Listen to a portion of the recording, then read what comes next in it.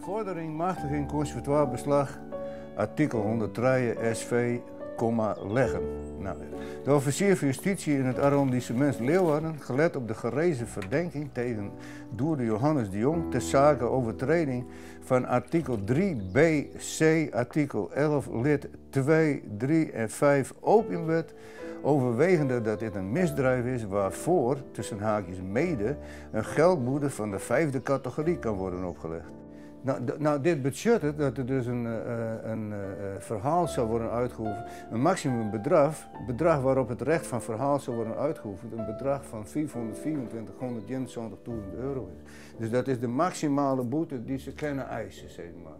Op wederrechtelijk, dat houdt in, dat staat hier net in, maar dat is gebaseerd op dat ik dan zo'n oogsten zou gaan in 2009 in 1 jaar tijd in een kast zonder lampen, hè? Fenomeen.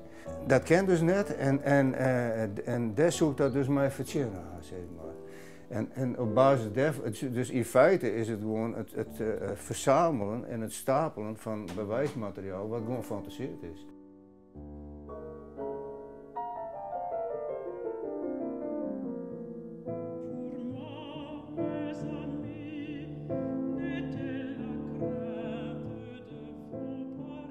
Ja, ik ben echt een fenomeen, hè? Want ik bedoel, zulke mensen als mij die lossen in no time het wereldvoedselprobleem op. Ik bedoel, want het is, dat kan je natuurlijk nooit zo een oogst niet in elkaar schilderen. 12 is maximaal.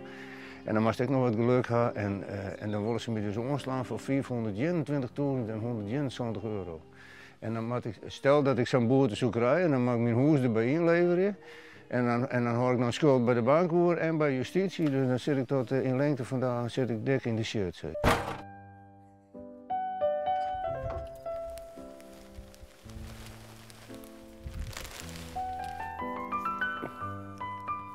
Dat zit hem even aan.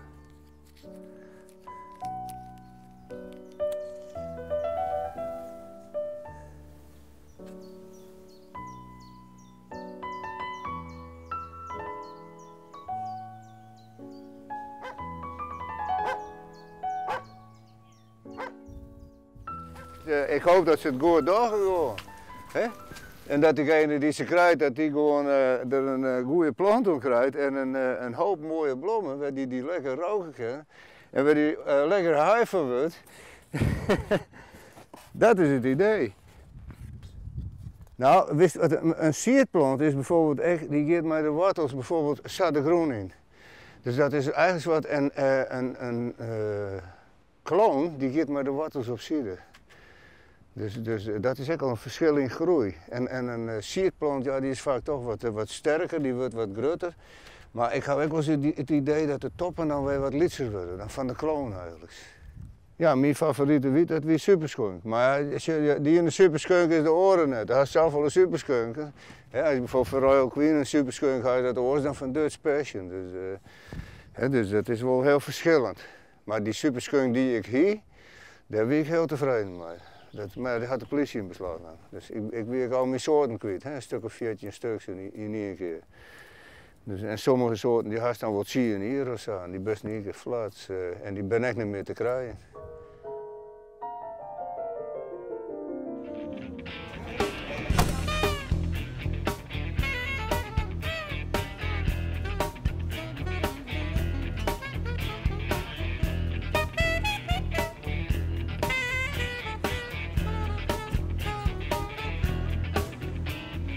Guilty, guilty.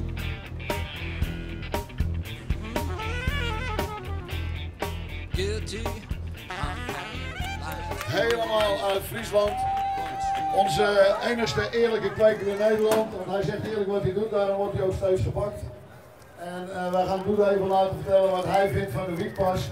En van het feit dat wij geen normale aanlevering aan de achterdeur krijgen. Met goede wiet zoals Doede die zou kunnen produceren. Doede Nieuw, dames en heren. Ik kan er beter op zeggen. Welkom allemaal. Ik kan het helaas niet zo doen, ik moet het van een briefje, maar de intentie is hetzelfde. De wietpas wordt zogenaamd ingevoerd om de buitenlandse EU-medeburgers te weren.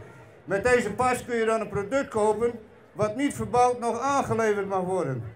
Daarna ga je belasting heffen op de verkoop van het niet bestaande product en noemt de Hoge Raad: winst gemaakt in een koffieshop is geen crimineel geld. Vervolgens wordt de teelt van de wiet nog grotesker aangepakt. De achterdeur nog steviger gebarricadeerd. De kweker de zondebok. Advocaat Spong noemt zulke mensen schijnheilige rotzakken. Nou moet je niet gaan schelden, maar ik vind wel dat hij zich zwak uitdrukt.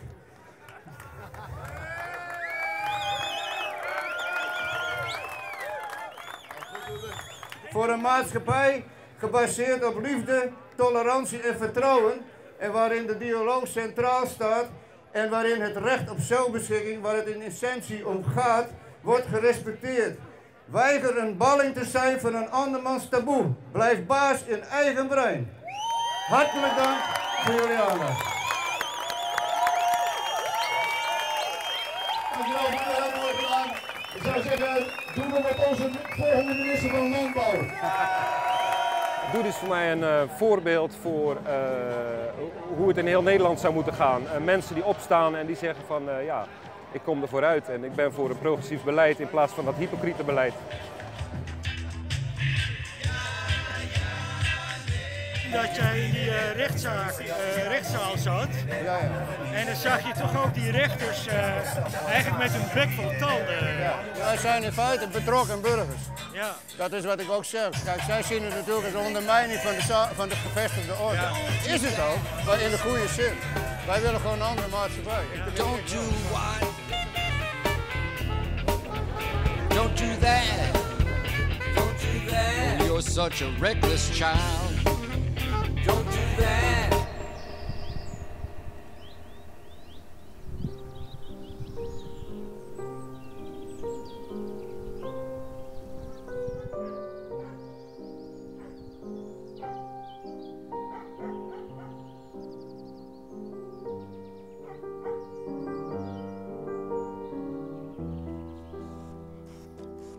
Hey, dik op. Ik kreeg het eruit. Er wordt nog steeds wiet verkocht in de koffieshop. Dus wat wie de zin daarvan? En boven dat iedereen die wist dat ik verbouwde, dus ik was gewoon gedoogd. Hè? Dus en dan wat wie nou de zin om mij te pakken? Terwijl de best net hier tot lest.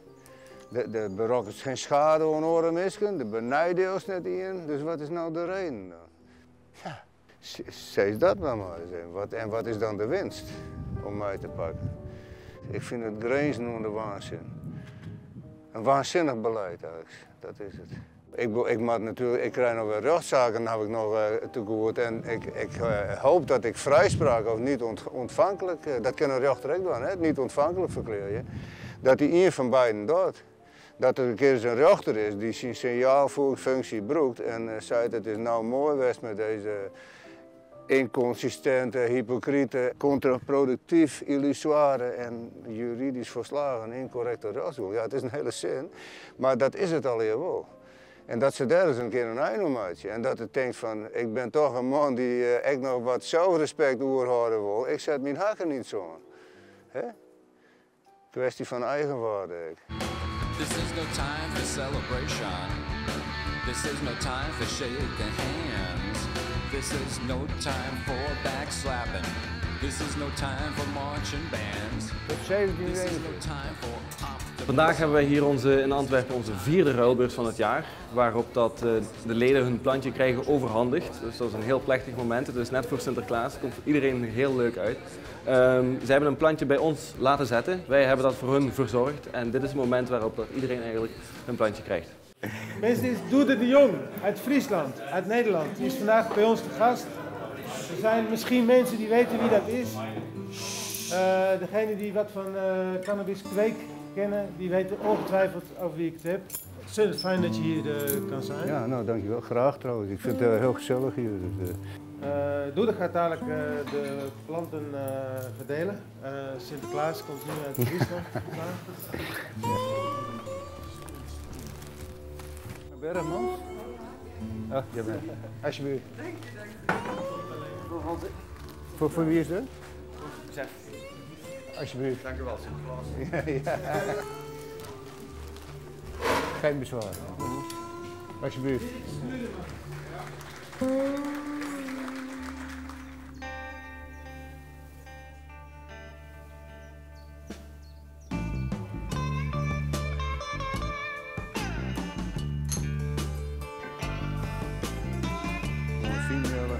Ik rook het puur, hè? Dus ja, met tabak eruit maken.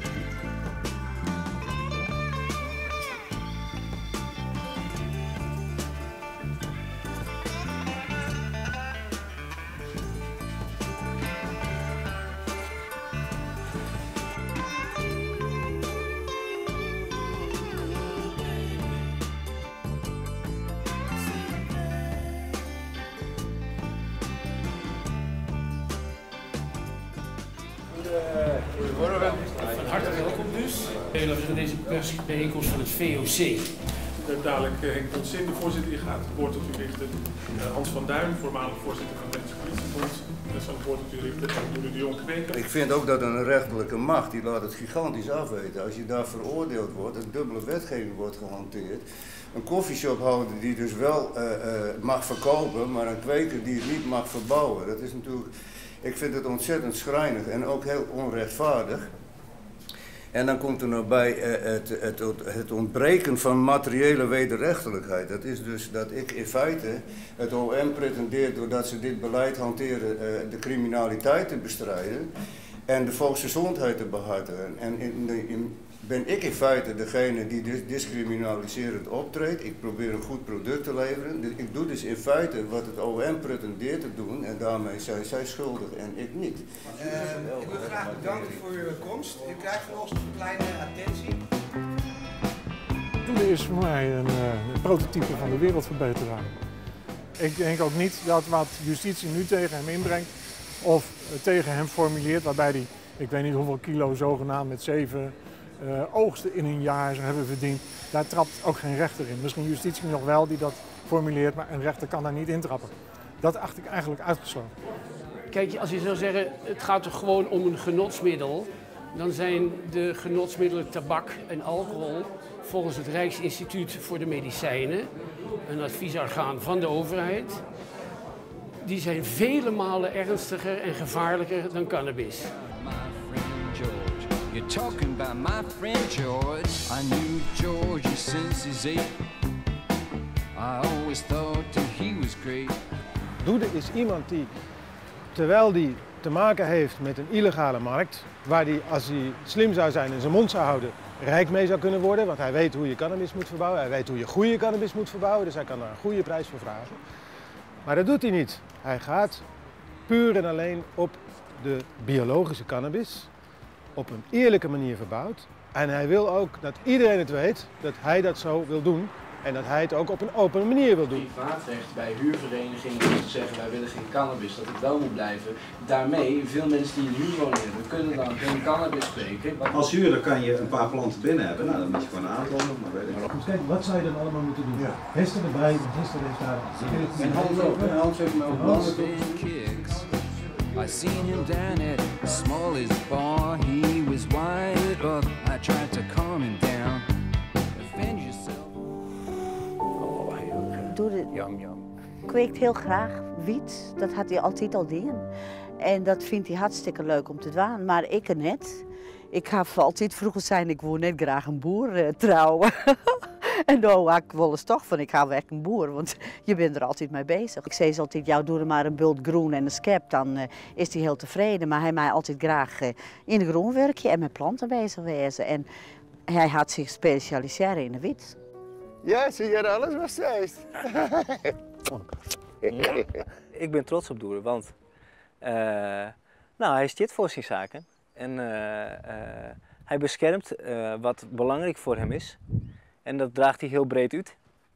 En hij shot ook, en hij ondervindt dat natuurlijk ook in de praktijk, dat mat. Hij wordt bedriegt, toch en criminelen en de oerhiet. Hoe vrij viel hij dan nog? Daar ben ik heel trots op, gewoon, dat hij dat toch zit. Hij moet eigenlijk zijn eigen bescherming farmeren.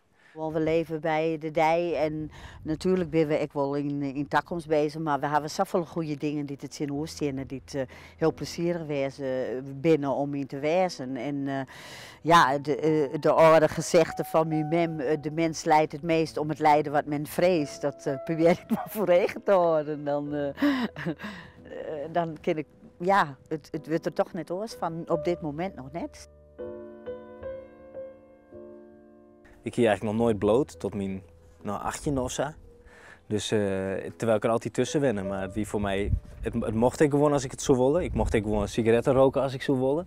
Alleen mijn ouders hebben me wel altijd heel erg goed voorlichten. Dus die zeiden wel van, nou ja, dit doet het mij die, dit doet het mij die. Ik vind het gewoon, ja, ik wil even, als ik thuis kom met mijn werk, en lekker rustig zitten, met een kopje koffie en een lekkere stukje peerloekjes erbij. En dat vind ik lekker, lekker relaxed.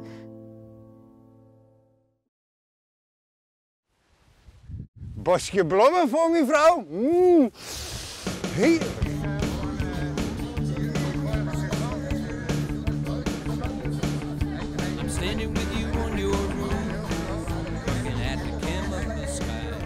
Want waarom deze bloemenoorlog?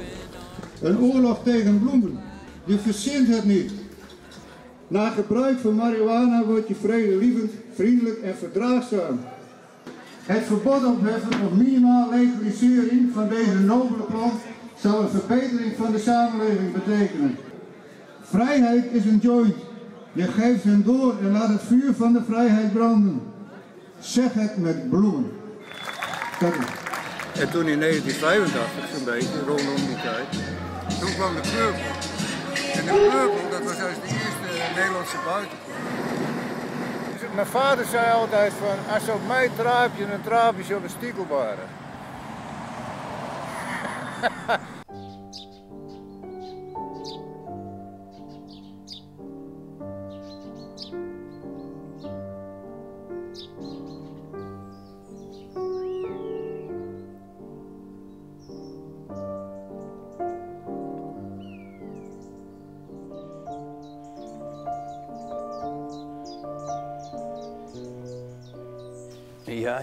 Ja, precies. Nou, maar als je me daar even... Kan je me daar wat informatie over sturen? Nou, graag. You're an adventurer. You sail across the oceans. You climb the Himalayas. Seeking truth and beauty as a natural state. You're a queen reborn. Worship from above the far. Some see you as an elixir. Ik ga nou naar Jan Brouwer. Ik wil graag van hem weten dat hij bijvoorbeeld of de mogelijkheden binnen om tot een rechtszaakje in de staat te komen. Omdat ik het onverteerbaar vind dat het wel verkocht wordt en net verbouwd moet worden. Wat natuurlijk complete idioterie is en waar iedereen vrolijk om mij doet. En dat vind ik onverteerbaar.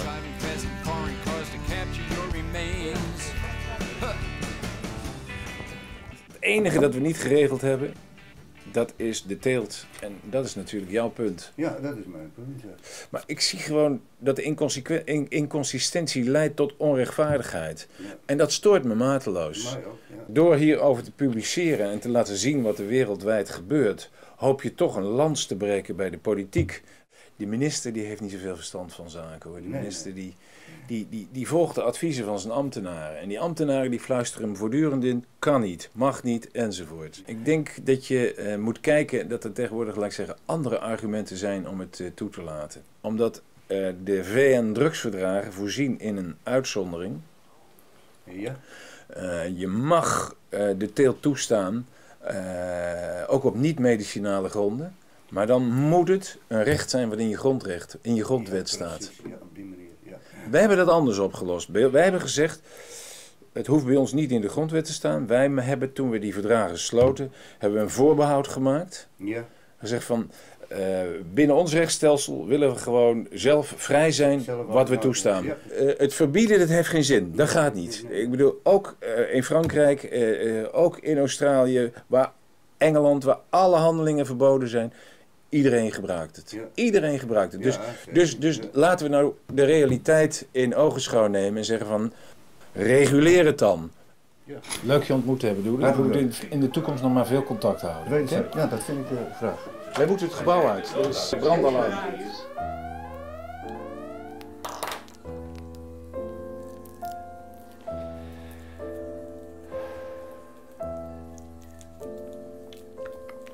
Lekkere wiet, lekkere mild. Smaakt goed.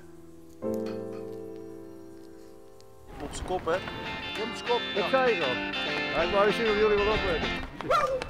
Hallo, ik ben Lucky Fons de derde. En ik ben Doere de Jong. We staan hier op de locatie van het Cannabis Bevrijdingsfestival, 16 juni hier in het Westerpark in Amsterdam.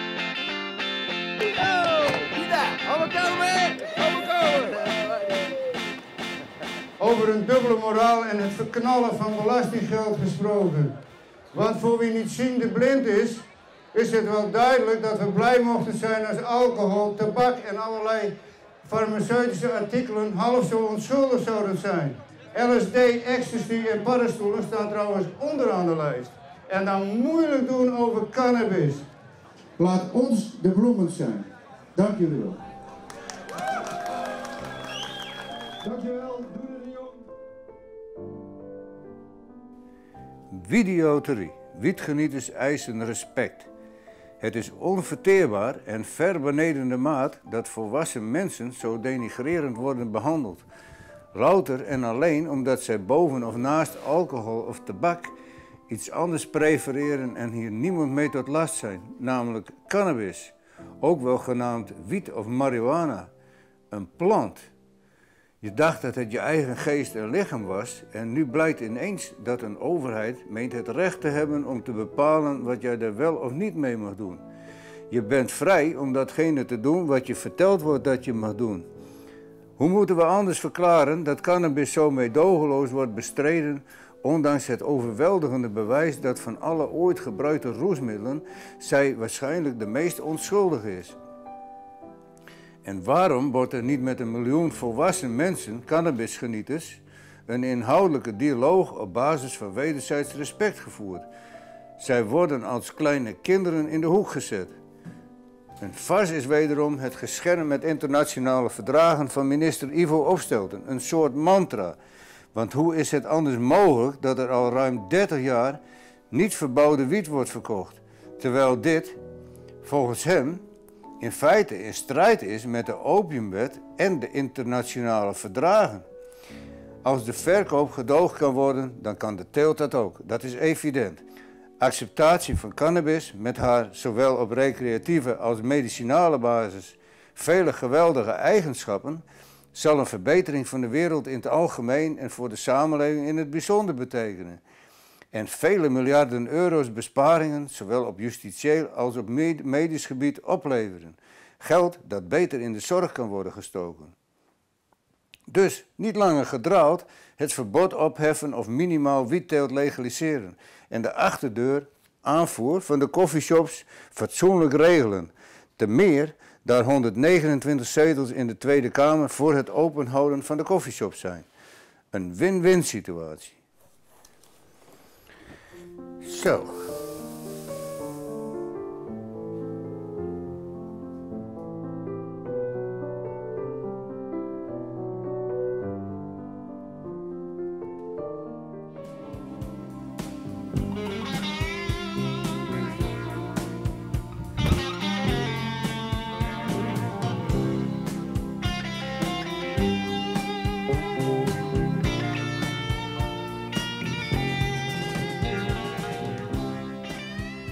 Wat zat ik het zocht nou, is, want ik ken die wet nooit net verrooien, wij beiden net niet, dat kennen alleen maar het parlement dan.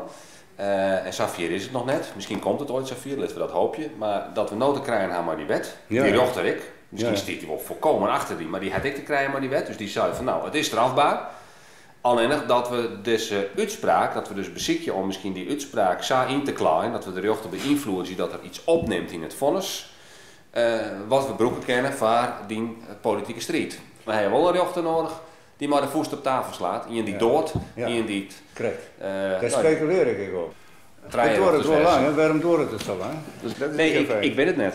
Het is inderdaad door het heel lang en het dossier is ik al sluiten, het onderzoek is clear. Nee, misschien eerst even hoe de zaak. Ja, ja. Want zat ik een nootje in ons joch, nogmaals, wij hebben nog geen dagvaarding. Nee. Het maat van de rechter begrijpelijk wijze was het ook dorst. Die strijd, daar maat er sympathie voor haar. de hypocrisie van het coffeeshopbeleid, dat zullen onder orde komen maken. Wij stonden natuurlijk om mijn burgers toch via de achterdoor te leven. En was de ontoonde dat het in nadeel van de samenleving is. Precies. En als je dat dan bij de rechter lezen, dan zou je de rechter, ik heb de wet, daar moet ik naar handelen, dat kent de rechter net oors, daar hebben we voor inhield. Maar dan kunnen wij zeggen van maar maak je onder die omstandigheden misschien nog wel verder gaan tot te zeggen van maak je het ministerie dan wel vervolg je. Ja. Dat is één. Nou, dat is natuurlijk een hele riskante onderneming, want het ministerie heeft natuurlijk een grote vrijheid op dat punt. B, heeft bepaalde motieven die het zodanig binnen dat je misschien vrij uitgaan kennen. En als dat net zo is en dat het net kent, dan zou je de rechter vregen maken om als het ware mee te werken om die politieke strijd van die toch in een passage in het vonnis op te nemen dat de wet heel inconsistent is, dat die misschien niet veroordeeld worden moet, dat dit op bezweren stuit, dat het net in de praktijk werkbaar is enzovoort. En dat vonnis misschien door de politiek oppakt wordt en dat de wet misschien op die reden veroordeeld wordt. Ja, correct. Dus zie je die rechter zo via te krijgen dat er maar de voet op tafel slaat, dat er staat politiek, wetjouwer, dit kerst aan het lange, door die jongens het slachtoffer van je eigen beleid, dus veroordeel je die wet.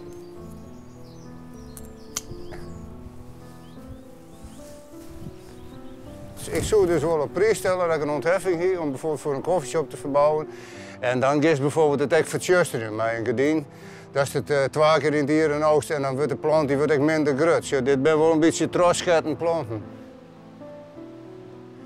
We hebben stoot recht wij als regering om een stuk natuur te gaan verbieden. Natuur in oorlog met de wet. Je verzint het niet.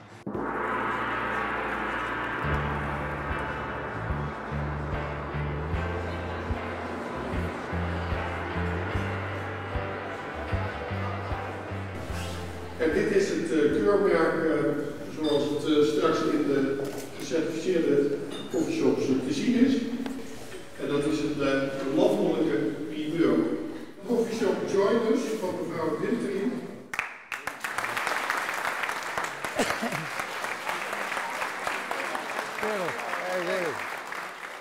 Het komt er eigenlijk op neer dat we dus goed gedrag, verantwoord gedrag van coffeeshophouders enigszins belonen.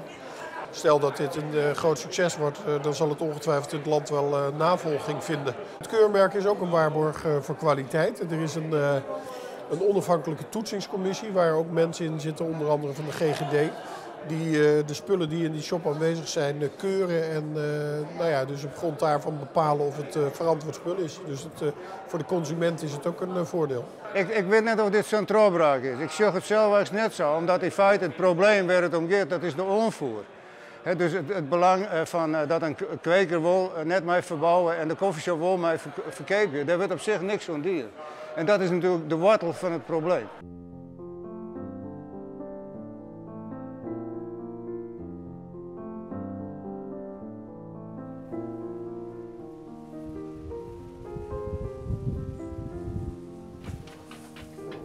Kom maar jongens, kom.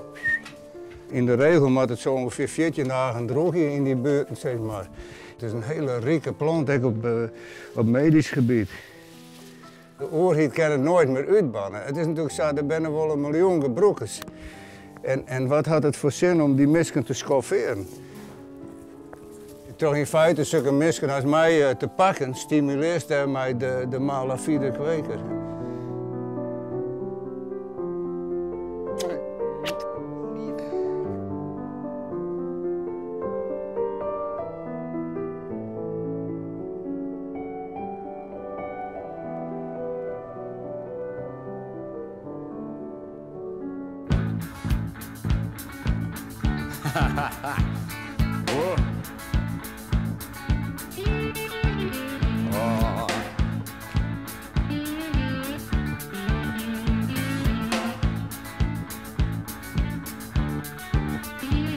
There's blacks with knives and whites with clubs, fighting at Harrow Beach. There's no such thing as human rights when you walk the New York streets. A cop was shot in the head by a 10-year-old kid named Boot in Central Park last week. The fathers and daughters lined up by the coffins by the Statue of Liberty.